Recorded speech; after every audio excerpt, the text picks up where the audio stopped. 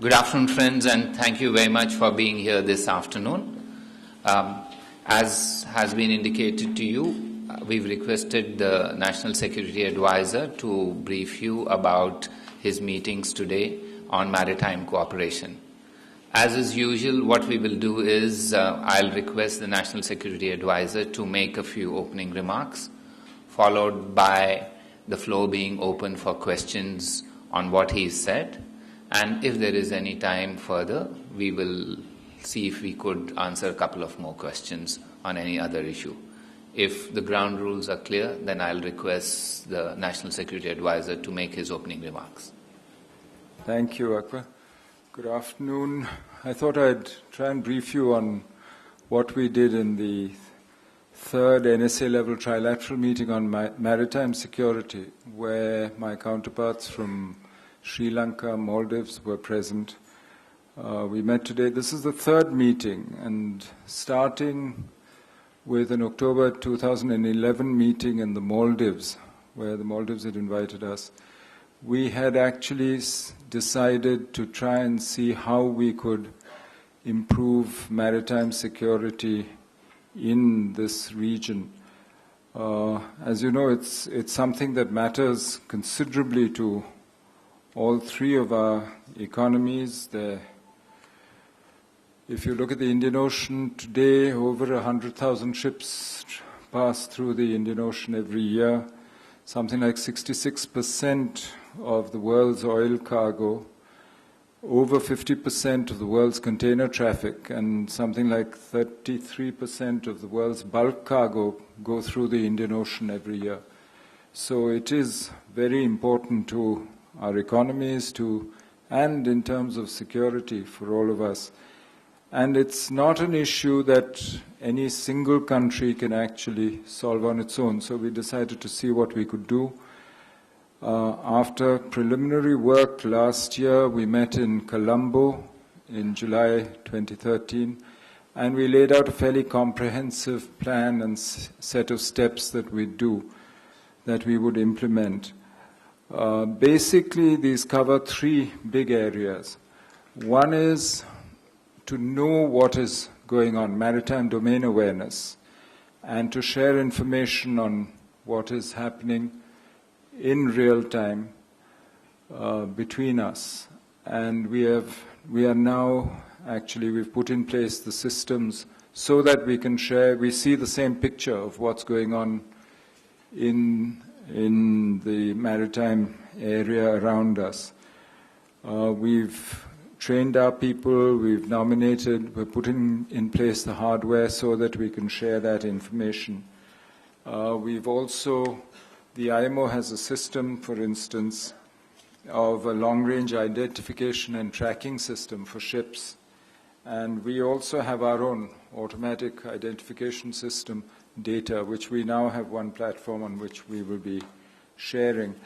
The second big set of things was to train our people together.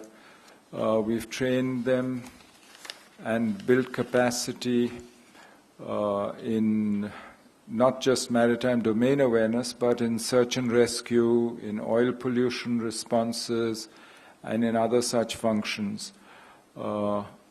And most important, we have a set of joint activities that we undertake together.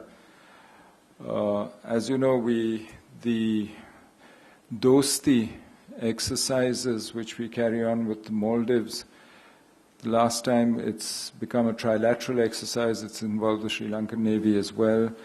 We also coordinate joint action on search and rescue at sea, where whoever has the capability, who has in the entire area, we work together. We work together on pollution control, whether it's oil spills, things which are beyond any individual country's capacity. And we look at working jointly against piracy, and other illegal activities, whether it's drug smuggling, whether it's human trafficking. We have decided and set up systems to exchange information on these. And tsunami warnings as well, which we do for the region, and we share all that. Now, having agreed that plan, today what we did was to review how we've done in practice, and frankly we were quite satisfied with the amount of progress that we made in all these areas. We also then talked about some of the new ideas that, for instance, we thought we might do some work on hydrography together, because there is a need to update the data and what we know of the hydrography around us. We also thought it would be useful to set up links between our maritime think tanks. We have a National Maritime Foundation, for instance, in India, and between resource persons in our societies who know about these things.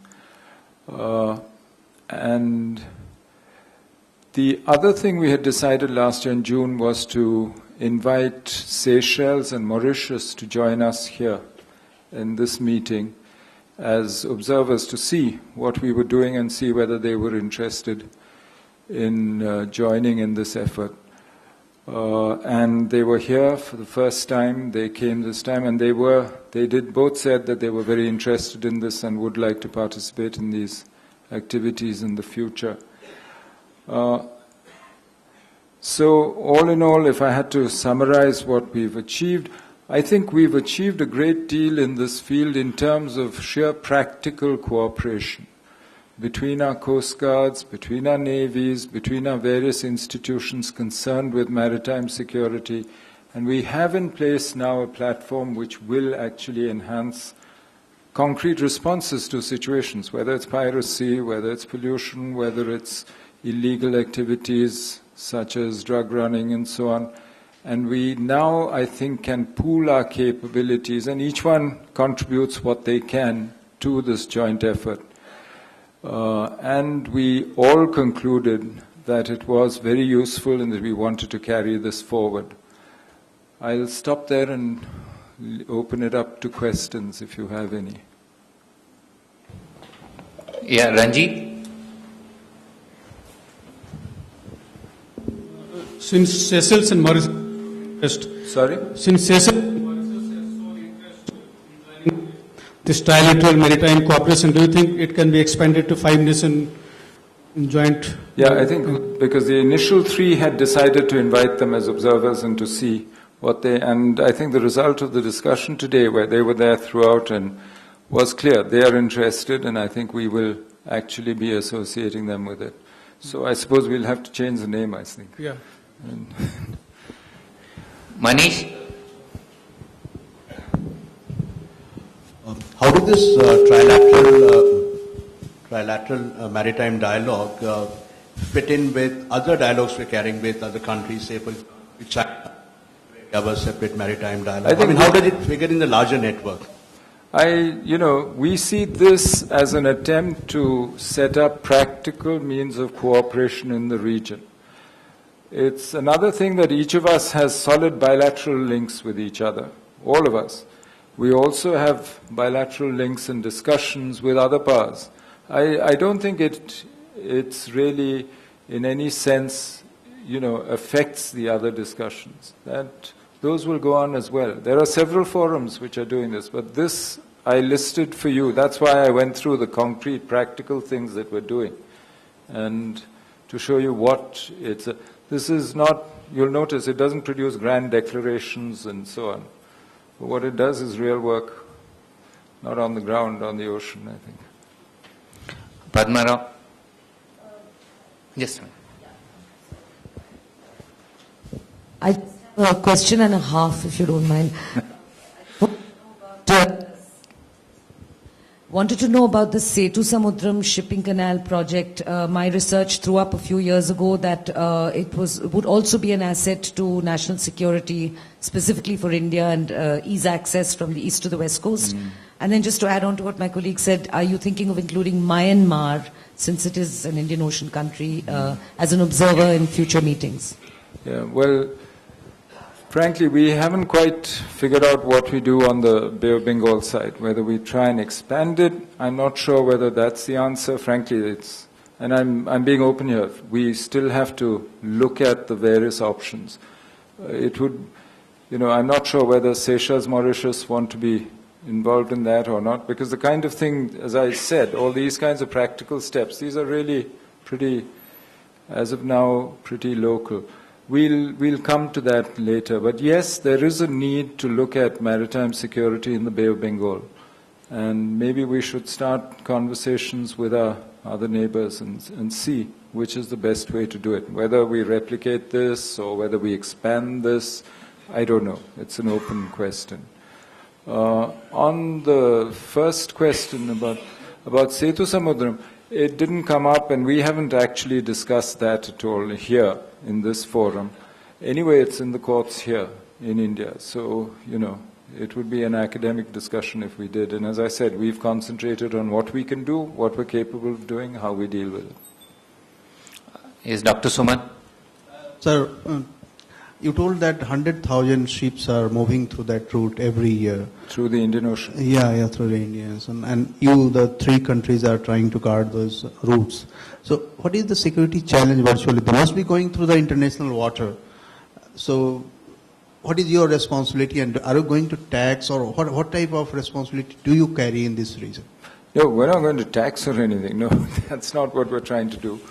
And I don't think, legally, if you look at it under the law, UNCLOS, under the law of the sea, we have actual legal jurisdiction within our territorial waters. Beyond that, which is 12 nautical miles, beyond that, in the extended economic zone, the EEZ, what we really do is there's a right of free passage, of innocent passage for warships, free passage for everyone else. But some of the resources and so on, and on the extended continental shelf, belong to the coastal state. What we are trying to do is to make sure that the sea lanes that go through stay secure. Secondly, that the resources that are there, whether it's fisheries, on which many of these economies depend to a very great extent, that those are not destroyed by oil pollution. Thirdly, that the sea stays safe for the mariners, for those who use it. So things like search and rescue, humanitarian disaster relief. So if we have systems in place to cope with these events when they occur, that's what we are trying to do as a group of countries who are in this ocean. No, we are not in that. That is a national sovereign decision, what we do within our territorial waters and within the seas. But it's the larger issues like this, the ones that I mentioned to you, that we will deal with in this forum. Parul Chandra.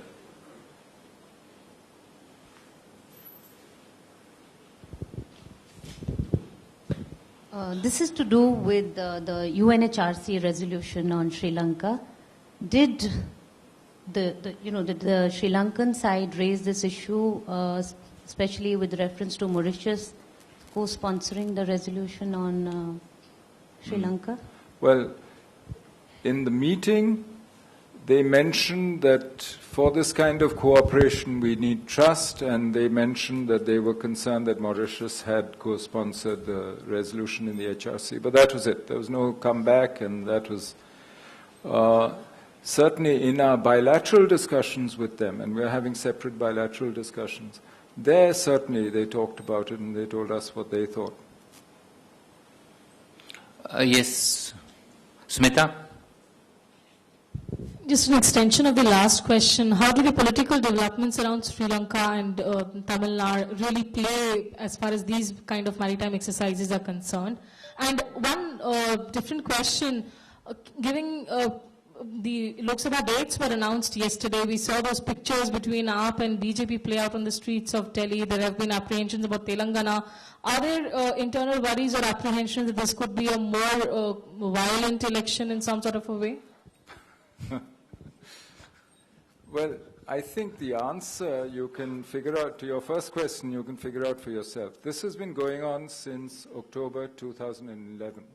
And we have put in place a series of practical steps where we cooperate together. Politics of it goes on. The rest of it, whether it is resolutions in the Human Rights Council, or whether it's, the political situation in Sri Lanka, in India, all that goes on. Life goes on. But that doesn't mean that ships stop moving or that we don't need to assure maritime security and that people don't lead ordinary lives which need to be kept safe and secure. So I think the answer to your first question is just look at the facts and look at the timing of what we've been doing. On the second question, I'm not a forecaster, I'm not an astrologer, I'm not going to tell you whether it's going to be more or less violent than any other election. I would certainly hope not. We will do everything as the government of India to ensure that it's as safe and secure as possible. That's all I can tell you at this stage. Last two questions. Srinjoy?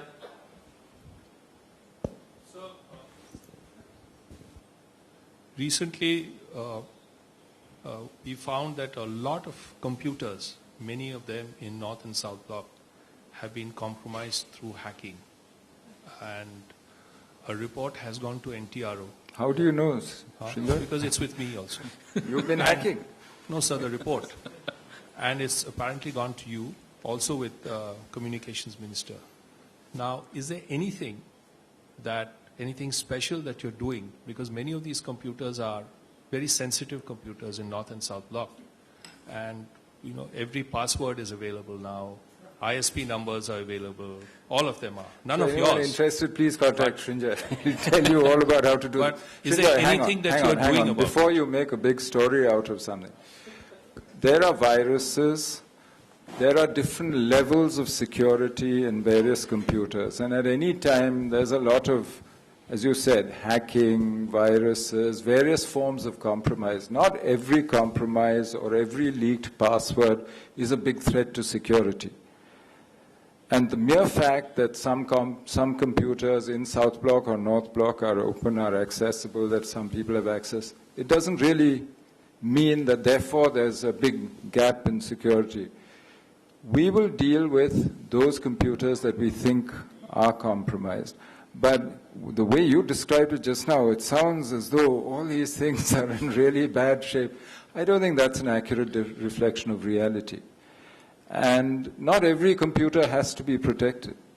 Certainly the ones that are connected to the net, everybody assumes those are open, and nobody does classified or other work on those, on secret work on those kinds of computers. So let's not paint this alarming picture of how bad things are. And certainly if we need advice, we'll come to you. Dr. Awad? Thank you, sir. Mr. Shivshankar, the question is regarding the maritime security is one of the biggest challenge to the Indian security apparatus. Do you see India is equipped enough really to face this challenge, or you have any assessment for the Navy of India? And what could be the contribution of this trilateral agreement in terms of counter-terrorism in this region? Well, I think, do we have enough? No, never. We will always want to improve our security. We'll want to do more. Are we better today than we were yesterday? Yes, we have much more capability today than we had 5 years ago, certainly, because we have put in a lot of national effort into improving our coastal security especially. And that's something that gives us the basis to actually work with our partners in the region, to do what we are doing now with Sri Lanka, Maldives, because we have built up certain capabilities. But I would be the last one to say, yeah, that's it, we've done everything that we need to do. There will always be more that we need to do to improve our security. Counterterrorism is still, obviously, it's an interest for all of us. And when I say that we share information and we also consider joint action against illegal activities, it includes terrorism. But the immediate threat that we have been facing in the last few years was piracy. And that, fortunately, at least in the Arabian Sea and off the Horn of Africa, is down, due to a variety of factors, not just what the three of us do, because the whole world has been actually working at that problem. But even though the numbers may be down, and it might have decreased because of the effort that we've put in, the primary source of the problem, which is on land, has not been solved. So we need to keep putting in this effort. And that is something that we also discussed. One of the subjects that we're working on together is actually the legal and other frameworks that we need to have in place to deal with this, with the phenomenon of piracy. And counterterrorism certainly is one of the aspects that we work on. But don't forget, counterterrorism is something that we have worked on bilaterally for some time with our neighbors and our partners. Since I last said, I think there are two more, and we'll end at those two. Rajiv? Mr. Menon, could you share your assessment on the Ukraine crisis and how does it impact India? Also the fact that that China has openly come in support of Russia and India has kept silent. And also the fact that US has suspended its military-to-military relationship with Russia. How does it impact on India? If you could give your assessment, please. Thank you. No, I think as far as we're concerned, we're watching what's happening in the Ukraine with some concern. We would hope that whatever internal issues there are within the Ukraine are settled peacefully, and that the broader issues of reconciling the various interests involved, and there are, after all, legitimate Russian and other interests involved, we would hope that those are discussed, negotiated, and that there is a satisfactory resolution to them. But more than that, at this stage, when everything is still fluid, I don't think we can tell you. Last question, Pranay.